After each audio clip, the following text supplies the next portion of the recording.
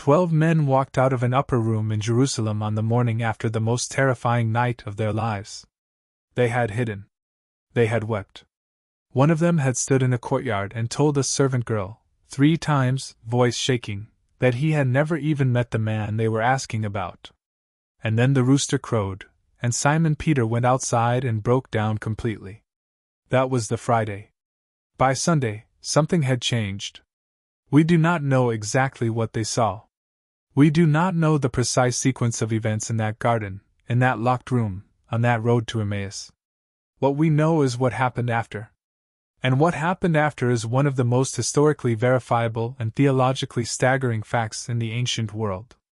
11 men, 11 ordinary men who had fished and collected taxes and doubted and argued and fled, went out into an empire that hated them, preached a message that could get them killed, and not one of them ever took it back. Not one. Here is the part most people never stop to ask: what actually happened to them? Where did they go? How did they die? The Bible tells us almost nothing. Acts gives us the death of one apostle in a single sentence. The rest of the story lives in the writings of historians and church fathers: Eusebius, Josephus, Origen, Tacitus, men who were not trying to protect a religious brand, men who had every reason to tell the truth. And the truth, it turns out, is stranger and more compelling than anything you have probably heard on a Sunday morning. One of the 12 did not die a martyr and apos, as death. His story is the strangest of all. We will get to him. But not yet. Start at the beginning. Start with the one who went first. His name was James. Not James the brother of Jesus. Not James the Lesser. This was James the son of Zebedee, the fisherman, the thunder son, the one Jesus called Boanerges with his brother John. He was part of the inner circle of 3.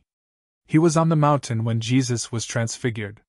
He was in the garden the night everything fell apart. James was the first of the 12 to die. The year was approximately 44 AD, roughly 14 years after the resurrection. Herod Agrippa, a puppet king trying to win favor with the Jewish religious establishment, had him arrested and executed with a sword. That is all the New Testament says. Acts 12 verse 2. 1 sentence. 9 words in the Greek. But Eusebius, the great 4th century church historian, preserves something from an earlier source, a 2nd century writer named Clement of Alexandria, that the official record leaves out.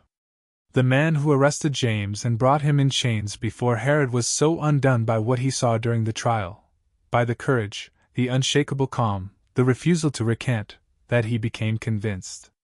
Right there, in the middle of the proceedings, he converted on the spot, declared himself a Christian, and asked James to forgive him. James looked at him, thought for a moment, then said, and quote, "Peace be with you," end quote. And both of them were executed together. Stay with me. Because that is just the beginning. After James, the church braced. Herod Agrippa, emboldened by the reaction from the religious leaders, arrested Peter next.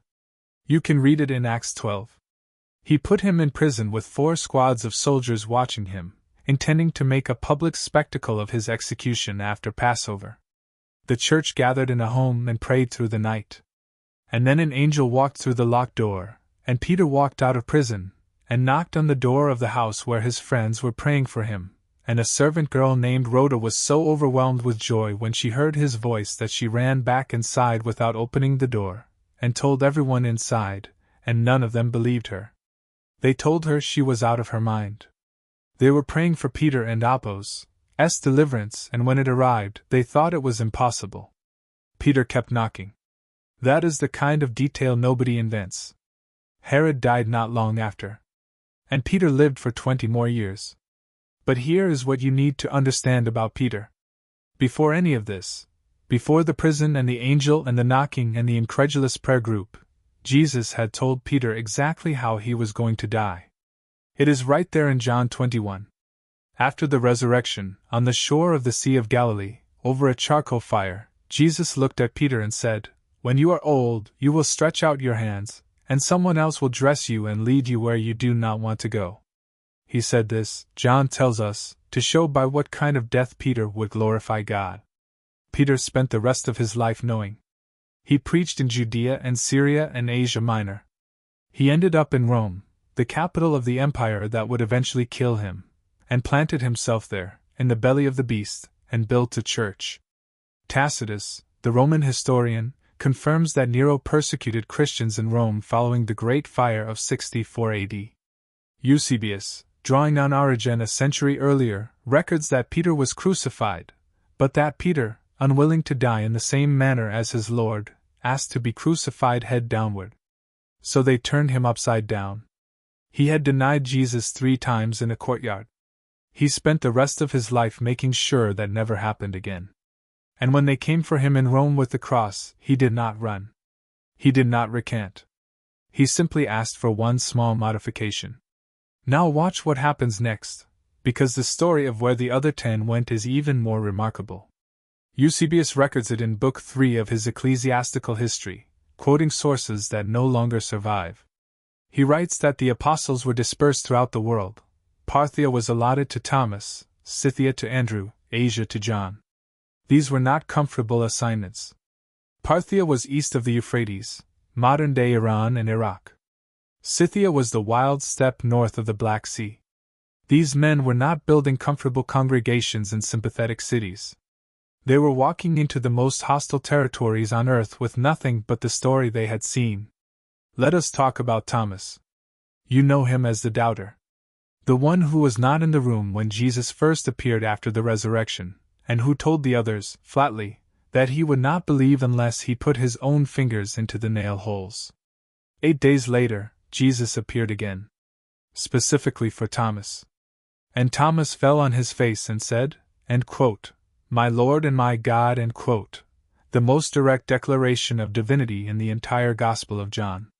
Here is what most people miss. Thomas then went farther than any other apostle. Farther geographically. Farther culturally. Farther from everything familiar. According to the Acts of Thomas, a text composed in the 3rd century but drawing on earlier traditions, Thomas was brought, via a merchant named Abanes, to the court of an Indo-Parthian king named Gondophares, who ruled a kingdom stretching from modern Afghanistan into the Punjab. For most of the 19th century, scholars dismissed this as legend. Then archaeologists began finding coins, thousands of coins bearing the name Gondophar, confirmed as the same king, reigning in exactly the right time period.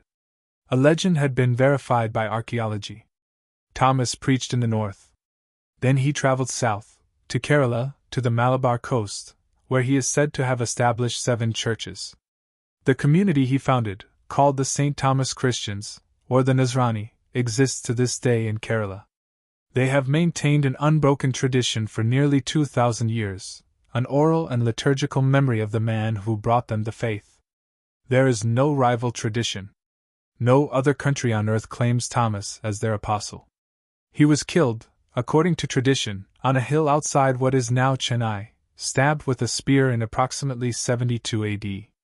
The hill is called St. Thomas Mount. His tomb is venerated at San Tomi Cathedral in Mylapore. A fisherman and Apos, as friend. A doubter.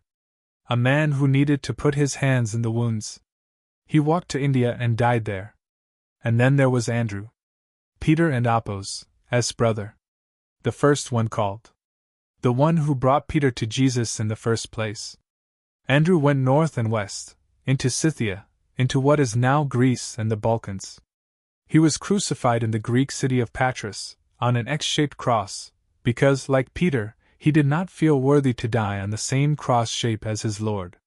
You have seen Andrew and Apos' cross before. It is on the flag of Scotland. It is on the Union Jack. 2,000 years later, the shape of a fisherman and Apos' death is flying over national parliaments. Here is the part nobody tells you. When Andrew arrived at the place of crucifixion, he reportedly looked at the cross and greeted it. Addressed it. Said that he had long desired this moment, and would go to his Lord joyfully. He hung there for 2 days. Still preaching. Matthew collected taxes before Jesus found him. That is a detail worth sitting with. Tax collectors in 1st century Judea were not simply unpopular. They were considered traitors, Jews who had taken money from Rome to extract money from their own people, often skimming the surplus into their own pockets. They were excluded from the synagogue. They were barred from giving testimony in court. A tax collector and Apos' money was considered so tainted it could not be given to charity.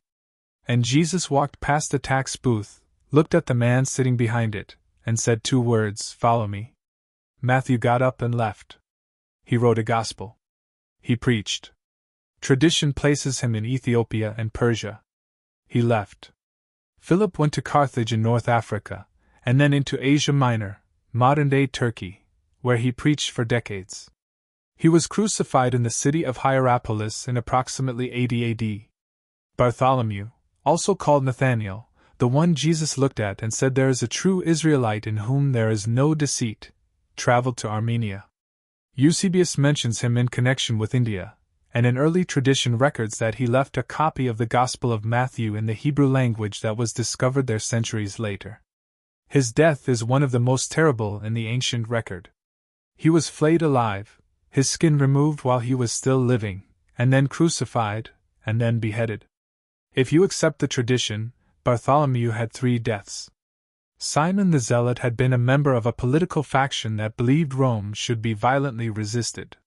He ended up preaching in Persia, and according to tradition, was martyred there. James the son of Alphaeus was stoned to death in Jerusalem in approximately 62 AD.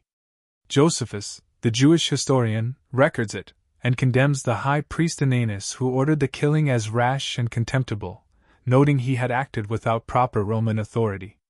A Jewish historian, writing for a Roman audience, condemning the killing of a Christian leader. That is not a detail a forger would invent. And this is where it gets remarkable. All of these men, scattered from India to Ethiopia, from the steppe of Scythia to the courts of Armenia, shared one story. One claim. That on a Sunday morning in a garden outside Jerusalem, something happened that could not be explained by any category available to them. And not one of them, when given the chance to recant that story and live, chose to recant. Hold that thought. Because there is one apostle left. And his story does not end with a sword or a spear or a cross or fire. His story ends on a black volcanic island in the Aegean Sea, with a vision so overwhelming that when it came, he fell on his face as though dead. His name was John. John, son of Zebedee. The brother of James, the first to die. Possibly the youngest of the 12. Certainly the last to survive. He is the only apostle generally accepted by historians to have died of old age. But that word, only, contains a great deal of weight. John did not escape suffering. Under the Emperor Domitian, in the middle of the 90s AD, John was banished to the island of Patmos, a small, rocky island in the Aegean, used by Rome as a penal colony for political and religious dissidents. He was sent there, Eusebius records, for his proclamation of the risen Christ. Tertullian, the 3rd century theologian, preserves an even earlier tradition, that before the exile, John had been brought to Rome and thrown into boiling oil at the Latin Gate, and survived. The empire tried to silence him. It failed. So they sent him to a rock in the sea instead. And on that rock, exiled, aging, alone, the last surviving eyewitness of the resurrection received a vision. He heard a voice behind him like a trumpet. He turned to see it and fell at its feet as though dead. And the voice said, "Do not be afraid. I am the first and the last. I am the living one. I was dead, and now look, I am alive forever and ever." John wrote it down. We call it revelation. The Greek word at the center of that vision is martyria, witness. The same root as our word martyr. In the 1st century, the word simply meant someone who gives testimony. John and Apos' life is what happens when those two meanings become the same thing. He testified. He lived. And the testimony cost him everything short of his life. He outlived every emperor who had tried to destroy the church in his lifetime. He died in Ephesus, an old man, surrounded by the community he had led for decades. The last one standing. Still telling the same story? Here is the first thing to take with you. Ordinary people, given extraordinary experiences, become capable of extraordinary things. The 12 were not selected for their courage. They were fishermen, tax collectors, political radicals. They were chosen, by all available evidence, for their availability. What happened to them after the Sunday morning in the garden was not the result of natural human strength. Something changed them. And that change, sustained over decades, across 3 continents, in the face of every form of death the ancient world had developed, demands an explanation. Here is the second thing. The geography of the early church is a testimony in itself. These men did not cluster together for safety. They dispersed, to India and Ethiopia and Armenia and Scythia and Rome. They built communities that, in many cases, survive to this day. The St. Thomas Christians in Kerala have been there for nearly 2,000 years. Andrew and Apos' cross is still on the flag of Scotland. The tomb of Peter, verified by archaeology beneath the high altar of St. Peter and Apos' Basilica in Rome, is visited by millions every year. These are not the footprints of men who were making something up. And here is the third thing. The one who did not die a martyr and Apos' death, John, the last man standing, did not recant either. He survived everything the empire threw at him and died an old man still telling the same story. Still saying, I was there. I saw it. I touched it.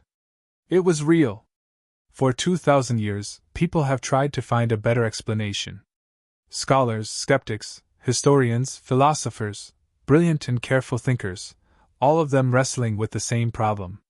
And none of them have found an explanation more consistent with all the available evidence than the one the 12 themselves gave. They saw something. And it would not let them go.